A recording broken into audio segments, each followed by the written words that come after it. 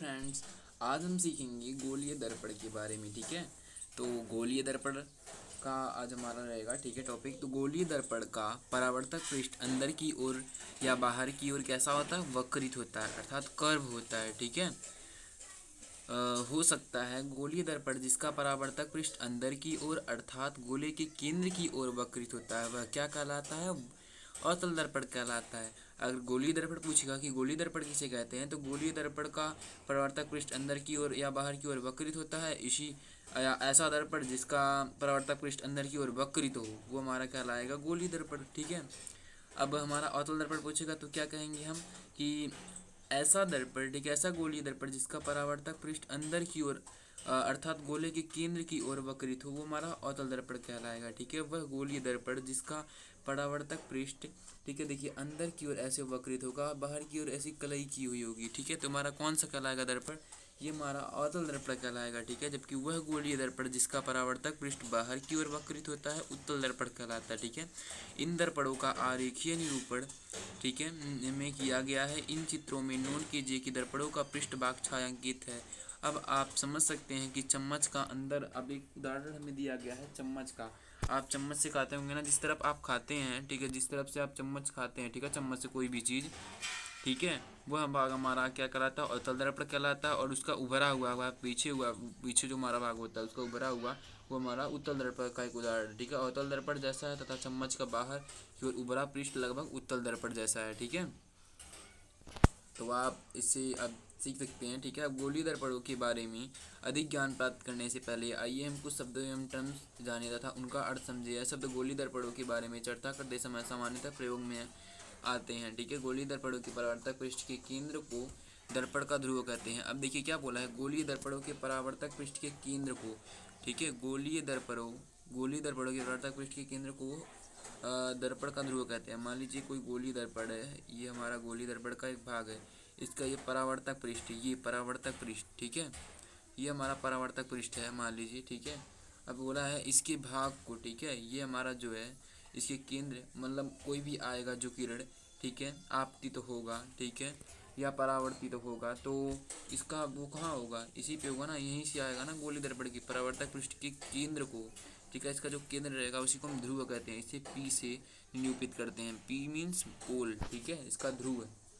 ठीक है, उसके बाद हमारा है कि यह दर्पण के पृष्ठ पर स्थित होता है। ध्रुव को प्राय पी से अक्षर से निरूपित करते हैं। ठीक है, अब हम जानेंगे कि गोलीय दर्पण के परावर्तक पृष्ठ के केंद्र को हम दर्पण का ध्रुव कहते हैं। ठीक है, अब हम इसे पी से निरूपित करते हैं। अब हम जानते हैं कि वक्रता केंद्र क्या होता है। तो गोलीय दर्पण, ठीक है, गोलीय दर्पण का परावर्तक पृष्ठ एक गोले का भाग है। अब आप जानते हैं गोलीय दर्पण जो है एक गोले का भाग है। ठीक है, एक गोले का भाग होता है ना गोलीय दर्पण जो होता है, ठीक है, गोले का भाग है। ठीक है, गोलीय दर्पण जो है एक गोले का भाग है। इस गोले का केंद्र गोलीय दर्पण का वक्रता केंद्र कहलाता है। ठीक है, ये मान लीजिए गोलीय दर्पण है। अब गोलीय दर्पण का मान लीजिए ये केंद्र है, ठीक है, केंद्र है। तो इस जो दर्पण का केंद्र, गोलीय दर्पण गोले का भाग है और गोले का केंद्र, इसका ये जो केंद्र है, इसका ये केंद्र जो है क्या कहलाता है? गोलीय दर्पण का वक्रता केंद्र कहलाता है।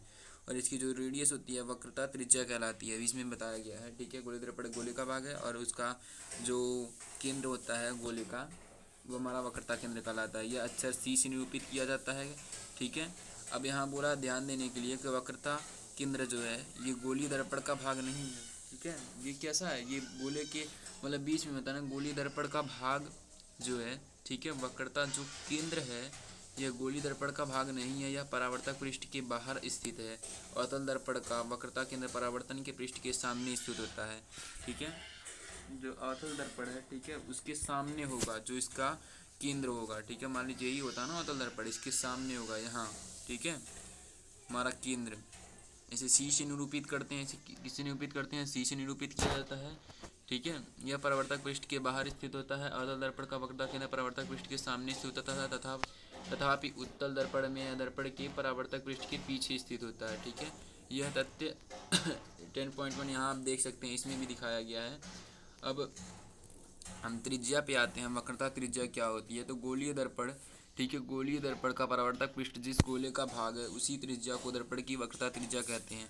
ठीक है, गोलीय दर्पण जो है, जो गोलीय दर्पण है उस परावर्तक पृष्ठ जिस गोले का भाग है उसी त्रिज्या को दर्पण की वक्रता त्रिज्या कहते हैं। इस अच्छी से अक्षर आर से निरूपित किया जाता है।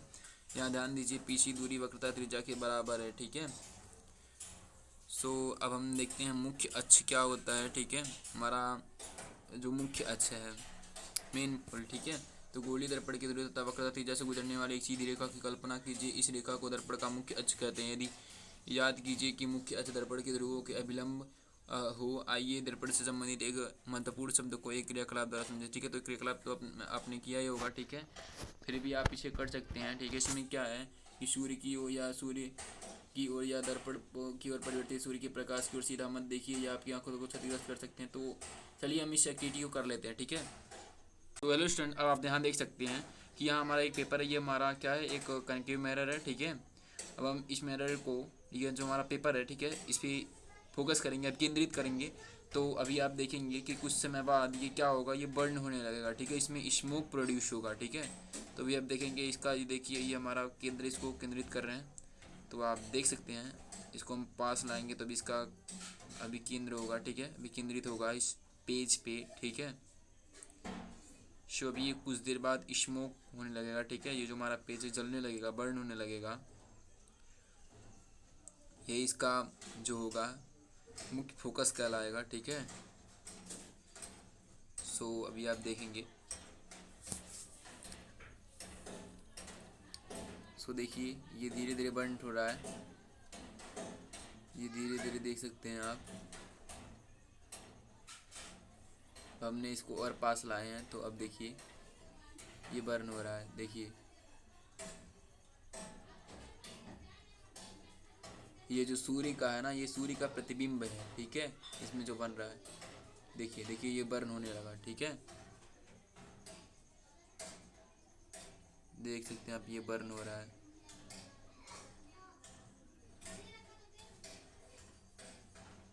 ठीक है, तो अब हम आगे देखते हैं इसमें क्या बताया गया है, ठीक है। आप देख सकते हैं, देखिए ये बर्न होके पूरा, देखिए ये पूरा इसको जला दिया है, ठीक है। इस कागज़ को देख सकते हैं आप यहाँ, ठीक है। तो हमने क्या देखा, हमने देखा कि सर्वप्रथम कागज़ सुलगना प्रारंभ कर देता है और धुआं उठने लगता है। अंततः यह आग भी पकड़ सकता है। यहाँ यह क्यों जलता है, सीखा। सूर्य से आने वाला प्रकाश दर्पण के द्वारा एक तीक्ष्ण चमकदार बिंदु के रूप में अभिकेंद्रित होता है। वास्तव में कागज की शीट पर प्रकाश का यह बिंदु सूर्य का प्रतिबिंब है। यह बिंदु अवतल दर्पण का फोकस है, ठीक है। किसका फोकस है, अवतल दर्पण का फोकस था वो। सूर्य के प्रकाश के संकेंद्रण से उत्पन्न ऊष्मा के कारण कागज जलता है। दर्पण की स्थिति में इस प्रतिबिंब की दूरी दर्पण की फोकस दूरी कहलाती है। सन्निकट मान है। आइए इस प्रेक्षण को एक किरण आरेख से समझने का प्रयास करें, ठीक है। तो यहाँ आप देख सकते हैं, ये हमारा ये एक अवतल दर्पण है, ठीक है। अनंत पर है एक वस्तु, ठीक है। ये हमारी क्या अवतल दर्पण की, हमारा अवतल दर्पण है, ठीक है। क्या होगा जब यहाँ से रेज जाएंगी, ठीक है, यहाँ से जाएंगी और फोकस पे, जैसे कि हमारे नियम द्वारा क्या होगा कि वो फोकस पे टकराएंगी, ठीक है। फोकस पे आके ये टकराएंगी, मिलेंगी, ठीक है। ऐसे ही जब हर तरफ से, ठीक है, अनंत से जब ये जाएंगी तो कहाँ, मेन पॉइंट फोकस पे ही ये अभी केंद्रित होंगी, ठीक है। तो यही हमारी एक्टिविटी ये कहती है, ठीक है, कि कोई भी जब किरण अनंत पर, ठीक है, क्या सूर्य अनंत पर है ना, सूर्य अनंत पर है ना, तो अनंत से कोई भी किरण जब एक मतलब किसी भी दर्पण, अवतल दर्पण से जब टकराती है तो क्या होता है कि वह एफ पर, यानी फोकस, उसके फोकस दूरी पर, ठीक है, अभिकेंद्रित होती है, ठीक है, या इंटरसेक्ट करती है, मीट करती है, प्रतिच्छेदित करती है, आप कह सकते हैं, ठीक है। इसी प्रकार उत्तल दर्पण में भी होता है, वो फोकस पे ही केंद्रित होती है, ठीक है। बट अवतल दर्पण में आगे की तरफ होती है, उत्तल दर्पण में जो हमारा होता है पीछे की तरफ होती है, ठीक है। अब हम आगे देखते हैं, तो इसको ध्यानपूर्वक देखिए। अवतल दर्पण पर मुख्य अक्ष के समांतर कुछ किरणें आपतित हो रही हैं। परावर्तित किरणों का प्रेक्षण कीजिए। वे सभी दर्पणों की मुख्य अक्ष के एक बिंदु पर मिल रही हैं, प्रतिच्छेदित कर रही हैं। यह बिंदु अवतल दर्पण का मुख्य फोकस कहलाता है। क्या कहलाता है, मुख्य फोकस, जहाँ वो मिलती हैं, ठीक है। इसी प्रकार, ठीक है, ये इसी प्रकार चित्र 10.2 में ध्यानपूर्वक देखिए। उत्तल दर्पण द्वारा मुख्य अक्ष के समांतर किरणें किस प्रकार परिवर्तित हो रही हैं। परावर्तित मुख्य अक्ष पर एक बिंदु से आती हुई प्रतीत होती हैं। उत्तल दर्पण का मुख्य अक्ष कहलाता है। मुख्य अक्ष को अक्षर एफ द्वारा निरूपित किया जाता है। गोली दर्पणों के ध्रुव तथा फोकस तथा मुख्य फोकस के बीच, ठीक है, दूरी को फोकस दूरी कहते हैं। इसे एफ द्वारा निरूपित किया जाता है, ठीक है। फोकस दूरी क्या होती है, फोकस दूरी हमारी होती है, मान लीजिए ये अवतल दर्पण है, ठीक है, ये हमारा ये पोल है, ठीक है, ये हमारा पोल है, ये हमारा एफ है, फोकस दूरी है। और ये हमारा क्या है, ठीक है, ये हमारा है, ठीक ठीक है, हमारा सेंटर है, ठीक है। तो इसके सेंटर, ठीक है, इसमें क्या बोला है कि मुख्य फोकस अक्ष द्वारा इंगित किया जाता है। गोलीय दर्पण के फोकस के बीच की दूरी को फोकस दूरी कहते हैं, ठीक है। गोलीय दर्पण, ठीक है, तथा मुख्य फोकस, फोकस ये हमारा है, उसके बीच की दूरी को फोकस दूरी कहते हैं। इसे अब से द्वारा निरूपित किया जाता है, ठीक है। उसके बाद क्या है कि गोलीय दर्पण, ठीक है, जो हमारा गोलीय दर्पण है उसका परावर्तक पृष्ठ अधिकांश गोले का ही भाग होता है। इस पृष्ठ की एक वृत्ताकार सीमा रेखा होती है। गोलीय दर्पण के परावर्तक पृष्ठ का इस वृत्ताकार सीमा रेखा का व्यास दर्पण का द्वारक कहलाता है, अपर्एचर कहलाता है। यानी ये क्या है, दर्पण का अपर्एचर या द्वारक है, ठीक है। चित्र में दूरी mn द्वारा द्वारक को निरूपित करते हैं। आप विवेचन में हम केवल उन्हीं गोलीय दर्पणों पर विचार करेंगे जिनका द्वारक इनकी वक्रता त्रिज्या से बहुत छोटा है, ठीक है। चलिए तब आगे देखते हैं क्या गोलीय दर्पणों की वक्रता त्रिज्या जो है आर फोकस दूरी के बीच की कोई संबंध है। छोटे द्वारक के गोलीय दर्पणों के लिए वक्रता त्रिज्या फोकस दूरी से दुगुनी होती है, ठीक है। क्या होती है, यहाँ से हमें एक फार्मूला मिल जाता है। हम इस संबंध को r = 2f से निरूपित कर सकते हैं। यानी जो रेडियस है उसका किसके इक्वल होगा, 2f के इक्वल होगा, 2 यानी उसका दुगुना होगा f का, ठीक है। f दुगुना होगा r के, ठीक है। फोकस दूरी जो होगी उसकी त्रिज्या की दुगुनी होगी, ठीक है। यह दर्शाता है कि किसी गोलीय दर्पण के मुख्य फोकस उसके ध्रुव तथा वक्रता केंद्र को मिलाने वाली रेखा का मध्य बिंदु होता है, ठीक है। अब गोलीय दर्पण द्वारा प्रतिबिंब का बनना हम देखेंगे। तो आप समतल दर्पण द्वारा प्रतिबिंब बनने के बारे में अध्ययन कर चुके हैं। अब आप उनके द्वारा बनाए गए प्रतिबिंबों की प्रकृति, स्थिति तथा अपेक्षित साइज के बारे में भी जानते हैं। गोलीय दर्पण द्वारा बने प्रतिबिंब कैसे होते हैं। किसी अवतल दर्पण द्वारा बिंब की विभिन्न स्थितियों के लिए बने प्रतिबिंब की स्थिति का निर्धारण हम किस प्रकार कर सकते हैं। ये प्रतिबिंब वास्तविक हैं अथवा आभासी हैं। वास्तविक में क्या होता है, जो हमारे क्या रियल या आभासी, जिसको हम आभास कर सकते हैं, जिसको पर्दे पे उतार सकते हैं, ठीक है। जिसको हम पर्दे पे उतार सकते हैं हमारे क्या हैं, वो हमारे वास्तविक हैं। जिसे नहीं उतार सकते हम आभासी, आभास केवल कर सकते हैं, महसूस कर सकते हैं। क्या वे आवर्धित हैं या छोटे हैं या अपने उनका समान साइज है। अब हम क्रियाकलाप द्वारा इसका अन्वेषण करेंगे, ठीक है। सो ये में 10.3 में क्रियाकलाप दिया गया है। तो इस क्रियाकलाप को चलिए हम करते हैं, ठीक है। उसके बाद हम इसे जो कंक्लूजन निकलेगा उसको हम जानेंगे, ठीक है। मिरर के सामने एक ऑब्जेक्ट को रखने वाले हैं अलग अलग डिस्टेंसेस पे। उसके बाद हम रे डायग्राम बना के ये देख लेंगे कि इसकी इमेजेस कहाँ कहाँ पे बन रही है और उसकी नेचर क्या क्या है। उसके बाद मैं एक असली एक्सपेरिमेंट करके तुम्हें ये दिखाऊंगा कि असल में ऐसा होता है या नहीं होता है। तो अब चालू करते हैं। यहाँ मैंने ले लिया है एक कॉनकेव मिरर और मैंने ऑब्जेक्ट को कहीं दूर पे रख दिया है। सेंटर ऑफ कर्वेचर से भी कहीं ज्यादा दूर पे मैंने ऑब्जेक्ट को रख दिया है। अब देखो, इसकी इमेज बनाने के पहले मैं इसकी एक पॉइंट की इमेज बनाने वाला हूँ। तो कोई से भी पॉइंट मैं ले सकता हूँ इसकी बॉडी के ऊपर। मैं लेने वाला हूं इसकी टॉप मोस्ट पॉइंट को। अब इस पॉइंट से बहुत सारी लाइट रेस निकल रही होंगी हर एक डायरेक्शन में, लेकिन मुझे तो केवल उन लाइट रेस से मतलब है जो कि आगे जाके मिरर पे इंसिडेंट हो। मैं उन सारी इंसिडेंट लाइट रेस की रिफ्लेक्टेड लाइट रेस को ड्रॉ कर दूंगा और फिर देखूंगा कि वो कहां पे मिल रही हैं। तो देखो, अगर मैं एक रैंडम लाइट रे को लूं जो कि किसी भी एंगल पे जाए तो फिर उसमें तो बहुत मेहनत लग जाएगी यार। मुझे इंसिडेंट पॉइंट पे नॉर्मल को ड्रॉ करना पड़ेगा, फिर एंगल ऑफ इंसिडेंस को मेजर करके उसके बराबर का एंगल ऑफ रिफ्लेक्शन ड्रॉ करना पड़ेगा और फिर रिफ्लेक्टेड रे को ड्रॉ करना पड़ेगा। ऐसे करने में तो बहुत टाइम लगने वाला है। तो मैं क्या करूंगा, मैं एक ऐसी कॉमन रे को लूंगा ना जिसका पाथ मुझे पहले से ही पता है। जैसे कि अगर मैं एक ऐसी लाइट रे लूं जो कि यहां से चल के जाए parallel to the principal axis और उसके बाद फिर मिरर पे इंसिडेंट हो, तो मुझे पता है कि ये लाइट रे रिफ्लेक्शन के बाद ये फोकस के थ्रू ही पास करने वाली है। ये रिफ्लेक्शन के बाद फोकस के थ्रू पास करेगी। यानी कि कोई भी लाइट रे जो कि पैरेलल जाए प्रिंसिपल एक्सिस के, वो रिफ्लेक्शन के बाद फोकस से ही पास करती है। ये देखो, मैंने एरो हेड भी बना दिया है। तो ये तो हो गया पहला लाइट रे। अब एक और लाइट रे ले लेते हैं। देखो, और भी बहुत सारी कॉमन लाइट रेस हैं। जैसे कि एक लाइट रे जो कि फोकस से जाएगी वो पैरेलली रिफ्लेक्ट करने वाली है, और एक जो कि सेंटर ऑफ कर्वेचर से जाएगी वो अपने पाथ को रिट्रेस करने वाली है। अब देखो, एक और कॉमन रे हो गई जो कि इस पॉइंट से चल के जाए और हमारे पोल पे इंसिडेंट हो, कुछ ऐसी रे। अब देखो, इसकी खास बात ये है ना कि हमारी प्रिंसिपल एक्सिस ये पोल के थ्रू ही पास करती है, और ये प्रिंसिपल एक्सिस ये मिरर पे नॉर्मल है, परपेंडिकुलर है। यानी कि इस केस में ये हो गया इंसिडेंट रे, ये हो गई नॉर्मल जो कि पहले से ड्रॉ की हुई है। तो यानी कि मुझे आसानी से दिख रहा है कि इन दोनों के बीच में ये इंसिडेंट एंगल ये होने वाला है। तो इसी का अंदाज रख के मैं रिफ्लेक्टेड रे को ड्रॉ कर देने वाला हूं, और ये मैंने ड्रॉ कर रखा है रिफ्लेक्टेड रे।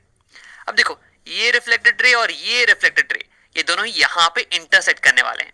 और इंटरेस्टिंग चीज ये है ना कि अगर मैं इस पॉइंट से बहुत सारी रेस को निकालूं तो ये सारी रेस रिफ्लेक्ट करने के बाद इसी पॉइंट के थ्रू पास करने वाले हैं। देखो, कुछ ऐसे। ये मैंने पहले से ही बना के रखा हुआ है। तो इसका मतलब कि इस पॉइंट से निकलने वाली सारी रेस ये इस पॉइंट पे फोकस्ड हो जा रही हैं। यानी कि इस पॉइंट की एक शार्प इमेज मुझे मिलने वाली है इस पॉइंट पे। अगर मैं यहाँ पे एक स्क्रीन को रख दूँ तो ये हो गई मेरी स्क्रीन। अब अगर इसे मैं यहाँ पे रख दूँ एकदम इंटरसेक्शन पॉइंट पे, तो देखो इस पॉइंट की एक शार्प इमेज मिलने वाली है बिल्कुल स्क्रीन के ऊपर। लेकिन अगर ये स्क्रीन थोड़ी सी भी आगे हो जाए ना, यहाँ पे मान लो, तो देखो इस पॉइंट से निकलने वाली सारी रेस ये अब इतने बड़े से एरिया में फैल गई हैं, तो मुझे एक धुंधली इमेज मिलने वाली है यहाँ पे, एक ब्लर्ड इमेज। और सिमिलरली अगर मैं स्क्रीन को थोड़ा पीछे रख देता ना, तो भी मुझे एक धुंधली इमेज मिलती। तो यानी कि शार्प इमेज हमें तभी मिलेगी जब हम स्क्रीन को इंटरसेक्शन पॉइंट पे रखेंगे। अब देखो ऑब्जेक्ट के टॉप मोस्ट पॉइंट की इमेज बन गई यहाँ पे, इस पॉइंट पे जहाँ पे सारी रेस इंटरसेक्ट कर रही हैं। अब इस पॉइंट का पता लगाने के लिए मुझे सारी रेस को ड्रॉ करना पड़ेगा, लेकिन ये जरूरी नहीं है यार, क्योंकि सारी रेस एक ही पॉइंट पे इंटरसेक्ट कर रही है ना। तो इसलिए मैं कोई भी दो रे को ड्रॉ कर लूंगा और ये देख लूंगा कि वो दोनों कहाँ पे इंटरसेक्ट कर रही हैं। वहीं पे बाकी सारी रेस भी इंटरसेक्ट करने वाली हैं। तो यहीं पे बन जाएगा इस टॉप मोस्ट पॉइंट का इमेज। अब देखो ये तो हो गया बस एक पॉइंट का इमेज। अब ऐसे ही करके मैं सारी पॉइंट्स का इमेज बना देने वाला हूँ। अब इसके नीचे कोई पॉइंट होगी यहाँ पे, उसका भी इमेज मैं वैसे ही बनाऊंगा। तो उसका इमेज बिल्कुल इस इंटरसेक्शन पॉइंट के यहाँ ऊपर यहाँ पे बनने वाला है, ऐसे कहीं। हाँ, ये था टॉप मोस्ट पॉइंट का इमेज और ये उसके नीचे वाले पॉइंट का इमेज। अब सिमिलरली करते करते मैं हर एक पॉइंट का इमेज बना देने वाला हूँ। और ये जो बॉटम मोस्ट पॉइंट है ना, जो कि प्रिंसिपल एक्सिस के ऊपर है, इसकी इमेज बनने वाली है बिल्कुल इसके नीचे प्रिंसिपल एक्सिस के ऊपर ऐसे। और फाइनली हमारी इमेज, इन सारे पॉइंट्स को हम कनेक्ट कर देंगे तो हमारी इमेज ये कुछ ऐसी आ जाने वाली है। अब आओ इमेज के कुछ नेचर के बारे में बात कर लेते हैं। जब हमने ऑब्जेक्ट को सेंटर ऑफ कर्वेचर के बियॉन्ड प्लेस किया, यानी कहीं दूर पे, तो हमारी इमेज बन रही थी फोकस और सेंटर ऑफ कर्वेचर के बीच में, यहाँ पे। अब देखो हमारी ऑब्जेक्ट ये थोड़ी बड़ी है साइज में और हमारी इमेज ये थोड़ी छोटी है, तो यानी कि हम कहेंगे कि हमारी इमेज डिमिनिश्ड है। और तीसरी बात ये कि हमारी ऑब्जेक्ट ये ऊपर खड़ी है और हमारी इमेज ये उल्टी खड़ी है नीचे, तो यानी कि हम इसे कहेंगे कि हमारी इमेज इन्वर्टेड है। और देखो क्योंकि ये जो इमेज है ना, ये एक्चुअल इंटरसेक्शन ऑफ रेस के कारण बन रही है, तो इसलिए हम कहेंगे कि हमारी इमेज ये रियल इमेज है। अब अगर मैं यहाँ पे स्क्रीन को लगा दूं तो हमारी इमेज ये स्क्रीन के ऊपर बनने वाली है। और जो भी इमेजेस स्क्रीन के ऊपर बनती हैं उन्हें हम रियल इमेजेस बोलते हैं। अब यही दिखाने के लिए मेरे पास एक छोटा सा एक्सपेरिमेंट है। देखो ये हो गई हमारी कनकेव मिरर और यहाँ मैंने फोन पे एक आदमी को बना रखा है, ये ऑब्जेक्ट की तरह एक्ट करने वाला है। और यहाँ पे मैंने स्क्रीन को रख दिया है बीच में। अब देखो मैंने ऑब्जेक्ट को रखा है सेंटर ऑफ कर्वेचर के बियॉन्ड, कहीं पीछे। अब क्या होगा कि इससे लाइट रेस निकल के आएंगी, कॉनकेव मिरर से रिफ्लेक्ट करने के बाद ये यहाँ पे मिल जाने वाली है, इंटरसेक्ट करने वाली है। मैंने स्क्रीन को बिल्कुल एग्जैक्टली वहीं पे रखा है ताकि इस ऑब्जेक्ट की एक शार्प इमेज बन जाए स्क्रीन के ऊपर। देखो यहाँ पे मैं अगर लाइट को डिम करूँ ना, तो तुम्हें दिखेगा कि एक शार्प इमेज हमें यहाँ स्क्रीन पे मिल रही है। ये इमेज इन्वर्टेड है, यानी कि उल्टी है, और ये डिमिनिश्ड है, ये छोटी है। और क्योंकि ये स्क्रीन पे बन रही है इसलिए ये एक रियल इमेज भी है। अब आओ इस बार ऑब्जेक्ट को मिरर के थोड़ा और करीब लेके आते हैं और देखते हैं कि इसकी इमेज कहाँ बनती है इस बार। तो सबसे पहले मैं स्क्रीन को यहाँ से थोड़ा हटा देता हूँ और ये रही मेरी ऑब्जेक्ट, और ये हम इसे ले आए मिरर के थोड़ा करीब यहाँ पे।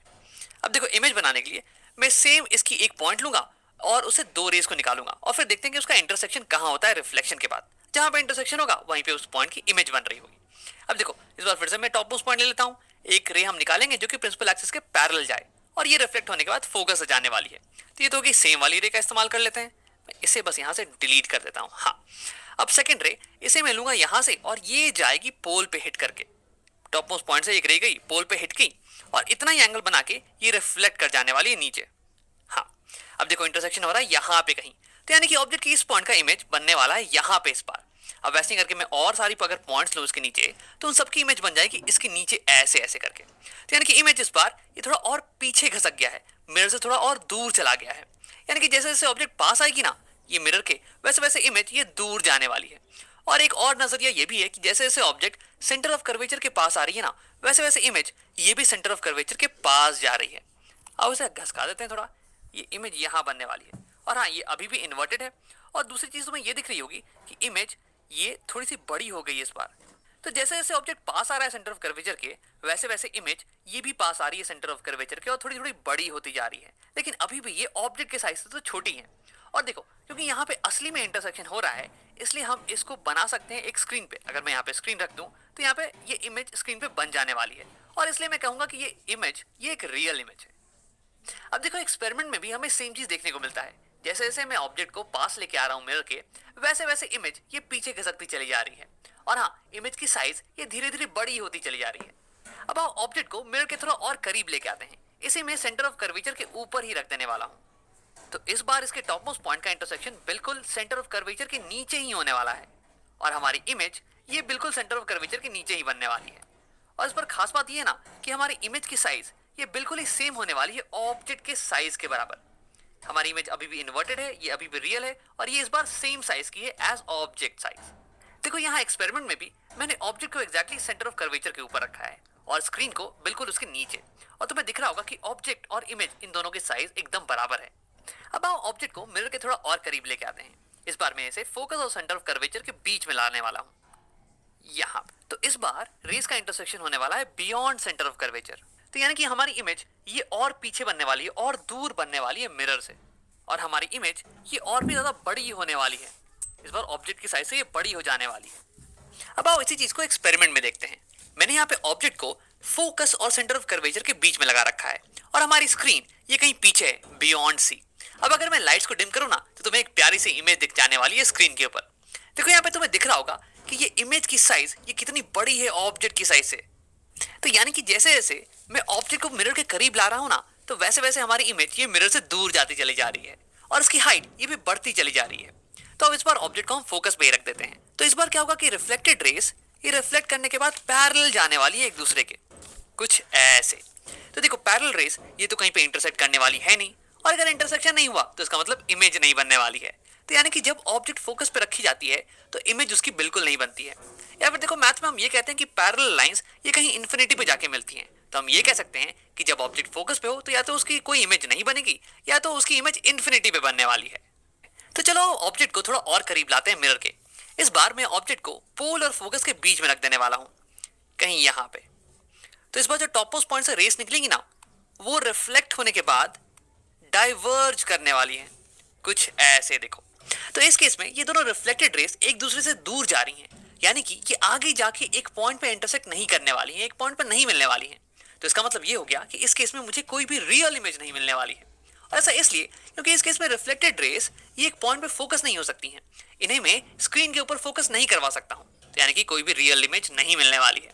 लेकिन देखो अगर तुम अपनी आंखों के यहाँ पे लगा दो ये ऐसे, और ये दोनों रेस तुम्हारी आंखों में जाएं तो तुम्हारा ब्रेन इन दोनों रेस को पीछे की तरफ प्रोड्यूस करने वाला है, और तुम्हारे ब्रेन को लगेगा ना कि ये दोनों रेस इस पॉइंट से ओरिजिनेट कर रही हैं, और तुम्हारे ब्रेन के अनुसार ये हो जाएगी इन दोनों रेस की सोर्स। तो यानी कि ये पॉइंट ये हो जाने वाला है इमेज तुम्हारे ब्रेन के लिए। और क्योंकि ये रियल नहीं है इसलिए इसे हम बुलाते हैं वर्चुअल इमेज। इसे हम किसी स्क्रीन पर नहीं उतार सकते हैं।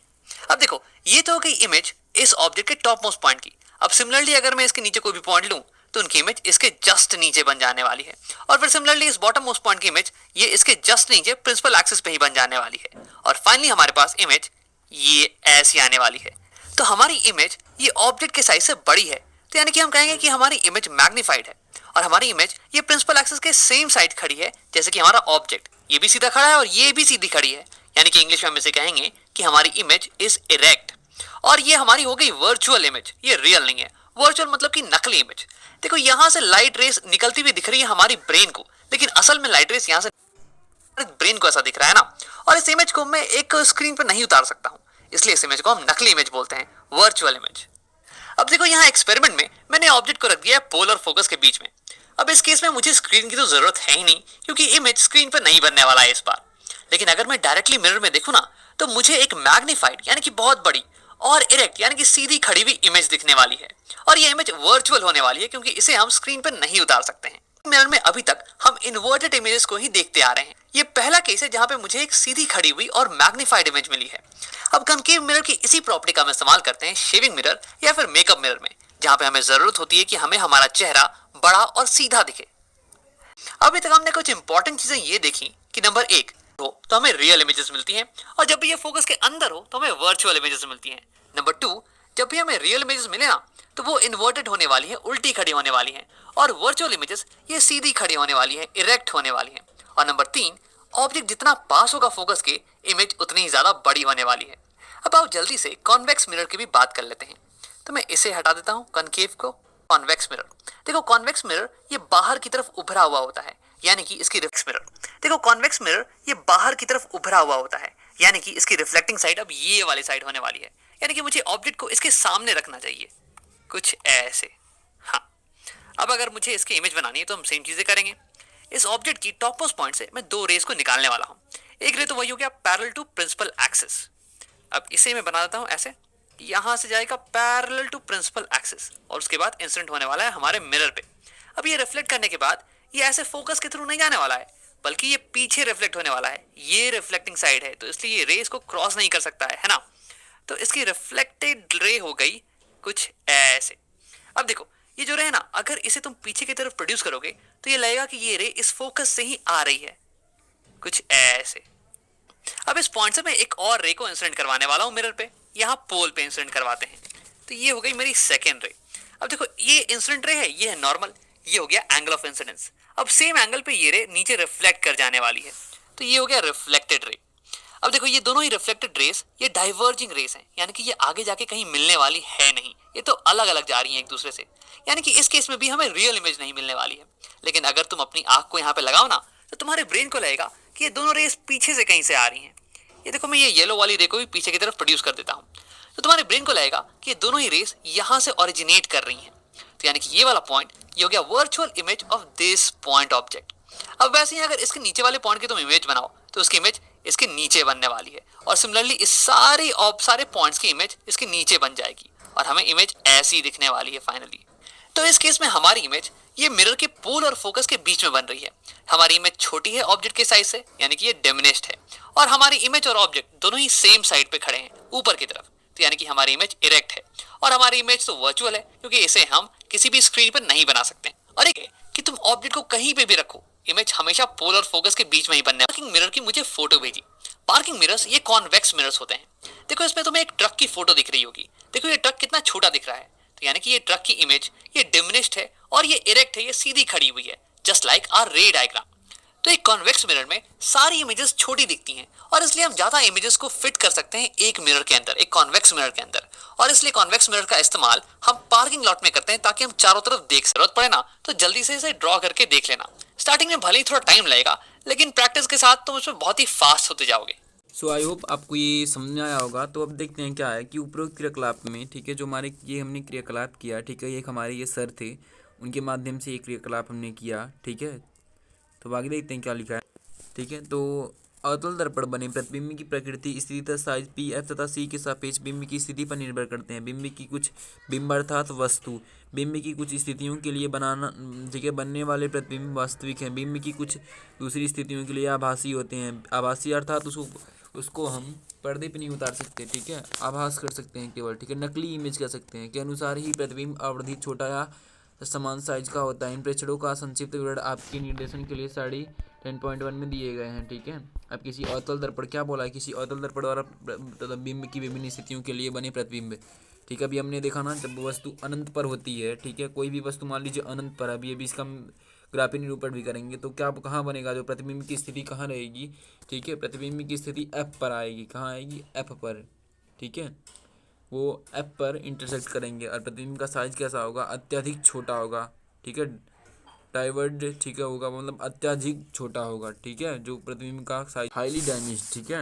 और उसके बाद इसका जो प्रतिबिंब की प्रकृति कैसी होगी, वास्तविक, ठीक है, कैसी होगी, रियल इमेज होगी, ठीक है, और उल्टा होगा, ठीक है, जो इमेज बनेगा। अब सी से परे होगा, जब बियॉन्ड सी होगा, ठीक है, तो कहाँ बनेगा, तथा सी के बीच छोटा होगा, वास्तविक तथा उल्टा होगा। सी पर होगा तो सी पर ही बनेगा, समान साइज का होगा, वास्तविक तथा उल्टा होगा। अब सी तथा एफ के बीच होगा तो सी से परे विवर्धित बड़ा, ठीक है। तो चलिए इसको हम किरण आरेखों का प्रयोग करके गोलीय दर्पणों द्वारा बने प्रतिबिंबों का निरूपण, ठीक है, गोलीय दर्पणों द्वारा प्रतिबिंब के बनने का अध्ययन हम किरण आरेख खींच कर भी कर सकते हैं। गोलीय दर्पणों के सामने रखे एक सीमित साइज के विस्तृत बिंब पर विचार कीजिए। इन बिंबों का प्रत्येक छोटा भाग ए बिंदु बिंब की भांति कार्य करता है। इन बिंदुओं में प्रत्येक से अनंत किरण उत्पन्न होती है। बिंब के प्रतिबिंब का स्थान निर्धारण करने के लिए किरण आरेख बनाते समय किसी बिंदु से निकलने वाली किरणों की विशाल संख्या में सुविधानुसार कुछ को चुना जा सकता है। तथापि किरण आरेखों की स्पष्टता के लिए दो किरणें विचार करना अधिक सुविधाजनक है। ये किरणें ऐसी हैं हो कि दर्पण से परिवर्तन के पश्चात उनकी दिशाओं को जानना आसान हो। कम से कम दो परावर्तित किरणों के प्रतिच्छेदन किसी बिंब की प्रतिबिंब की स्थिति ज्ञात कर सकती है। प्रतिबिंब के स्थान का निर्धारण करने के लिए निम्नलिखित में से किन्हीं दो किरणों पर विचार किया जा सकता है।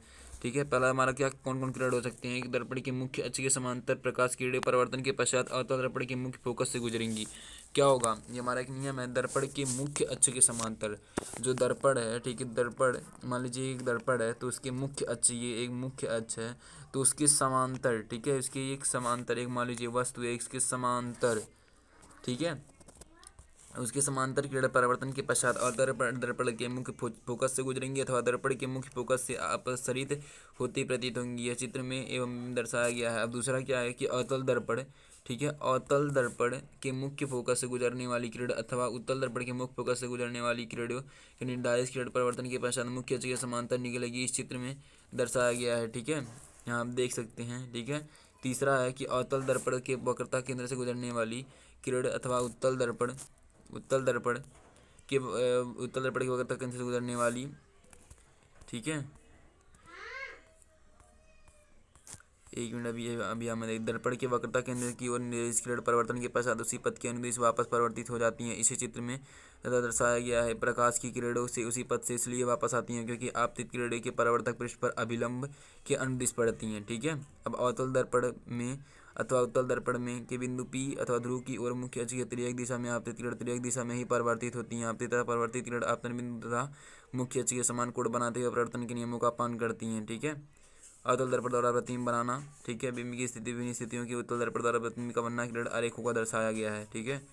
तो देखते हैं, ये हम अब ग्राफीय इसका निरूपण देखेंगे, ठीक है। तो ये हमारा एक कनकेव मिरर है, ठीक है, कौन मिरर है, ये कनकेव मिरर है, ठीक है, अर्थात अवतल दर्पण, ठीक है। ये हमारी बिंब है अर्थात वस्तु है, कोई भी वस्तु है, किस कहाँ पर है, अनंत पर है, ठीक है, अनंत पर है, ठीक है। अब ए से क्या हो रहा है, कोई भी, अब हम ए से एक किरण जा रही है, ठीक है, रे जाती है, ठीक है, टकराती है, ठीक है, कहाँ, अवतल दर्पण के किसी पृष्ठ पर, ठीक है, तो वो कहाँ मिलेगी, अभी हमने पढ़ा ना, वो फोकस जो हमारे फोकस दूरी है, ठीक है, हमारा जो फोकस दर्पण के फोकस पे आके इंटरसेक्ट करेगी, ठीक है, ये दर्पण का फोकस पे आके इंटरसेक्ट करेगी, ठीक है। अब इसी के समांतर जब एक, ठीक है, दर्पण के फोकस से आके मतलब वो करेगी, ठीक है, मुख्य चीज़ दर्पण के फोकस पे आके इंटरसेक्ट करेगी, ठीक है। अब जब बी से कोई भी वस्तु यहाँ मतलब निकलेगी, ठीक है, और इसी पे जाके वो भी इंटरसेक्ट करेगी, ठीक है, यहाँ से टकरा कर ऐप पर ही वो इंटरसेक्ट करेगी, ठीक है, ऐप पर ही मिलेगी अगर अनंत पर कोई वस्तु है, ठीक है। तो इस स्थिति में जो प्रतिबिंब है, ठीक है, उसका मतलब वो कैसा बनेगा, ठीक है। तो प्रतिबिंब जो होगा, ठीक है, प्रतिबिंब का जो पोजीशन होगा, ठीक है, अनंत पर, इस स्थिति में, ठीक है, इस स्थिति पे गौर कीजिए, ठीक है, क्या होगा, प्रतिबिंब का पोजीशन जो होगा, पोजीशन, ठीक है, प्रतिबिंब का जो पोजीशन होगा कैसा होगा, प्रतिबिंब का पोजीशन जो होगा ऐप पर होगा कैसा होगा, अत्यधिक छोटा होगा, हाईली डैमेज्ड होगा, ठीक है, छोटा, अत्यधिक छोटा, ठीक है, छोटा होगा, अत्यधिक छोटा, इधर आप लिख लीजिएगा, अत्यधिक छोटा होगा, ठीक है। और इसी पे, ठीक है, इसी पे इसका जो इमेज नेचर कैसा होगा, इमेज नेचर कैसा होगा, ये होगा वास्तविक, रियल तथा उल्टा होगा, ठीक है। पहले बात तो ये ऐप पे मतलब इंटरसेक्ट कर देगा, ऐप पर मिलेगा, ठीक है, प्रतिबिंब का जो पोजीशन होगा ऐप पर होगा, अत्यधिक छोटा होगा, और इसका जो नेचर होगा ये वास्तविक होगा, रियल इमेज होगा तथा उल्टा होगा, ठीक है। तो अभी हमने इसका निरूपण तो किया ही है वैसे एक्टिविटी में, फिर भी एक बार हम देख लेते हैं। अब क्या होगा अगर वस्तु की जो स्थिति हो, ठीक है, वस्तु की जो स्थिति हो, अब सी के परे जब रहेगी, ठीक है, सी के परे, ठीक है, सी के पीछे जब रहेगा, ठीक है, तो यहाँ हम देख सकते हैं सी के परे है। अब हमारा जो वस्तु का स्थिति है सी के परे, ठीक है, सी के पहले आ गया। अब बियॉन्ड सी, अब यहाँ से जब कोई रे निकलेगा ए से, ठीक है, ए से निकलेगा तो पहली बात तो वो एफ पर जाके, ठीक है, यानी फोकस व जो हमारा अवतल दर्पण है उसके फोकस पे जाके मीट करेगा, इंटरसेक्ट करेगा, प्रतिच्छेदित करेगा हम कहें, ठीक है, पहले एफ पर जाकर प्रतिच्छेदित करेगा, और जब यहाँ से वो बी, ठीक है, वहाँ से प्रतिच्छेदित करेगा, और ए से ही जब वो फिर से निकलेगा तो वहाँ फिर वो कहाँ प्रतिच्छेदित करेगा, सेंटर पे, ठीक है, वापस में ऐसे एक दूसरे को काटेंगे, ठीक है। तो इस स्थिति में क्या होगा, वे ऐसे काटेंगे फिर ऐसे जाके यहाँ एक मिलेंगे, ठीक है, तो सी के परे वो बीच में होगा, ठीक है। प्रतिबिंब का पोजीशन कहाँ होगा, सी तथा एफ के बीच में होगा, प्रतिबिंब का आकार छोटा होगा, आभासी होगा एवं उल्टा होगा, ठीक है। सो ऐसी सारी स्थितियों पे आप अभी हमने प्रैक्टिकल में देखा, ठीक है। सो आई होप आपको ये समझ में आया होगा। सो अगली वीडियो में हम कन्वेक्स मिरर के ग्राफी निरूपण को हम पढ़ेंगे, ठीक है। So thank you watching this video, have a nice day.